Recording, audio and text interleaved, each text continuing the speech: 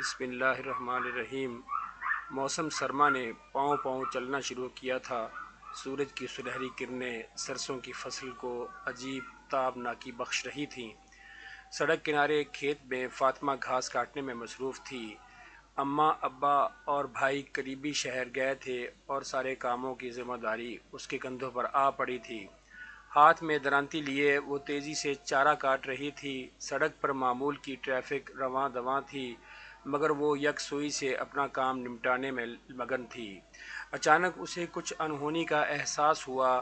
نئی نکور بس وہیں رک گئی تھی۔ موسیقی کی دل فریب دھنیں ہوا کے دوش پر سفر کرتیں۔ اس تک پہنچیں تو درانتی ہاتھ میں لیے کام روک کر وہ دلچسپی سے دیکھنے لگی۔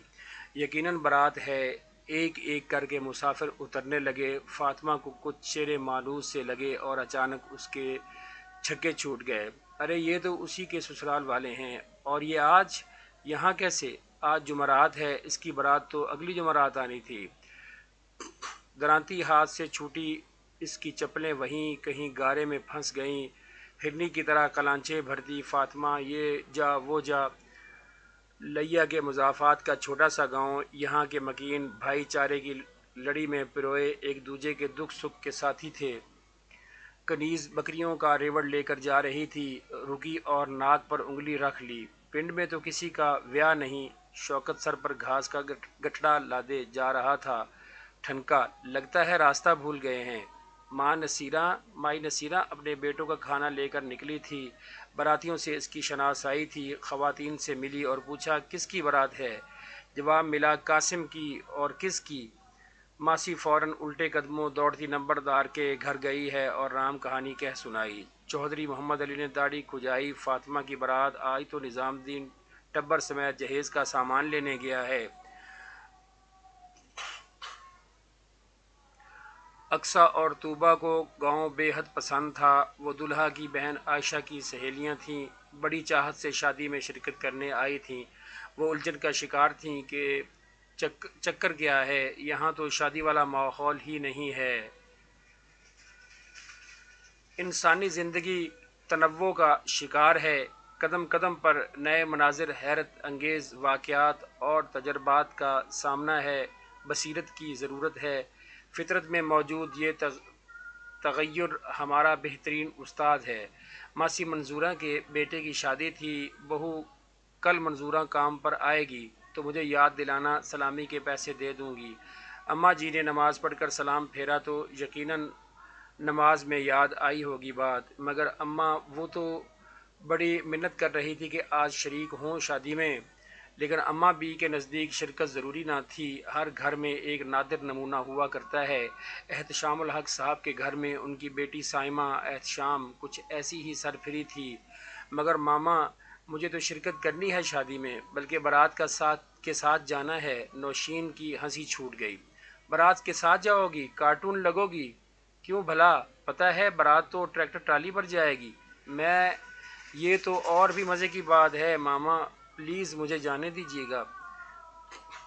زندگی کا سفر رکتا نہیں۔ اس واقعے کو سالوں سال گزر گئے۔ سائمہ کے اپنے بیٹے کی شادی ہے، انتظامات ہیں کہ بندہ دنگ رہ جائے۔ بارات کے لیے گاڑیوں کے ماڈل، رنگوں تک کو سوچا جا رہا ہے، مگر سائمہ کے چہرے پر جو مسکراہٹ آئی ہے وہ ٹرالی پر جانے والی یاد ہے۔ وہ سادگی، محبت، علاقائی گیت، تصنع اور بناوٹ سے پاک لوگ سائمہ کی یادوں کا سب سے قیمتی اثاثہ ہیں۔ گڑ کے چاول کی پلیٹ، اس کے لیے خاص طور پر چمچے کا بندوبست کیا گیا تھا۔ کیا بات ہے، اس نے اپنی زبان پر ان چاولوں کی لذت کو محسوس کیا۔ اس کی آنکھوں میں آنسو تیر رہے تھے۔ پتہ نہیں یہ کون سا جذبہ تھا۔ زندگی کتنی مشکل ہو گئی ہے، یا شاید ہم نے مشکل بنا دیا ہے۔ جو مہینوں پلان کیا جاتا ہے اور جس کے وقوع پذیر ہونے میں گھنٹے لگتے ہیں، وہ منٹوں میں ہوا۔ چودھری محمد علی کے ڈیرے پر ٹالیوں کی چھدری چھاؤں میں نئی نکور چارپائیاں لگا دی گئیں۔ پائنتی کی طرف کھیس اور کڑھائی والے تکیے لگ گئے۔ بزرگوں کے لیے تازہ دم حقے، خواتین کے بیٹھنے کا انتظام نمبردار کے وسیع و عریض صحن میں کر دیا گیا۔ مولوی صاحب نے کہا ہر گھر میں جو کچھ پکا ہے مہمانوں کے لیے پیش کر دیا جائے۔ میزبان خواتین کو منہ دھونا تو شاید یاد نہ رہا، البتہ سب نے سرخی سے ہونٹ رنگ لیے تھے اور ہر کے لیے رنگوں کے دوپٹے لے کر مہمانوں کی آؤ بھگت میں مشغول ہوئیں۔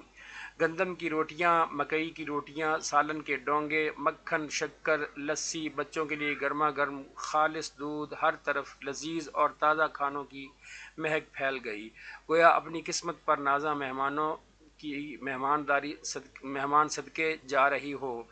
گاؤں کا ہر فرد میزبان تھا اور وہ اپنے اس اعزاز پر پھولے نہیں سما رہا تھا۔ یہ بات اس زمانے کی ہے جب ذرائع مواصلات کی سہولیات نہ ہونے کے برابر تھیں۔ لینڈ لائن فون کی عیاشی بھی شہروں تک محدود تھی، رابطے محدود تھے، محبتیں لامحدود۔ بیاہ کے دن رکھنے ہیں، بزرگ جمع ہیں، سیاست، فصلوں کی پیداوار، منڈیوں کے بھاؤ پر بحث جاری ہے، چائے کے دور چل رہے ہیں۔ ہاں جی، اب کام کی بات ہو جائے بزرگوں، بسم اللہ کرو۔ چودھری کرم دین دولہا کے ابا نے دلہن کے والد کو مخاطب کیا۔ باہمی مشاورت سے یہ طے پایا کہ آج سے 5ویں جمعرات بارات لے آئیے گا۔ بدقسمتی یا خوش قسمتی اس روز بھی جمعرات کا دن تھا۔ لڑکے والوں نے اس دن کو پہلی جمعرات شمار کیا اور لڑکی والوں کے وہم و گمان میں نہ تھا کہ آج کا دن بھی اس گنتی میں آ جائے گا۔ یہیں سے مغالطہ ہوا اور بارات پورے 7 دن پہلے پہنچ گئی۔ اب کیا ہوگا؟ چودھری محمد علی نے تسلی دی۔ فکر کی کوئی بات نہیں بھائی کرم دین، فاطمہ ہماری بیٹی ہے، اس کے والدین پہنچنے والے ہیں، لڑکیاں بالیاں دلہن کو تیار کر چکی ہیں۔ دلہن کے والدین جیسے ہی پہنچے نکاح ہو گیا۔ فاطمہ بڑے نصیبوں والی ہے۔ اس کی ماں حیرت سے اتنے بے تحاشا تحفوں کو دیکھ کر حیران تھی اور آنکھوں میں آنسو، آواز بھرائی ہوئی۔ بارات کھانا کھا چکی تھی، رخصتی کا مرحلہ آیا۔ دلہن کے ابا نے بیٹی کو گلے لگایا۔ اچانک فاطمہ ٹھٹکی، ابا درانتی کھیت میں پڑی ہے، وہ یاد سے اٹھا لینا۔ ابا نے فاطمہ کی پیشانی پر بوسہ دیا۔ اچھا میری دھی، سدا سہاگن رہو۔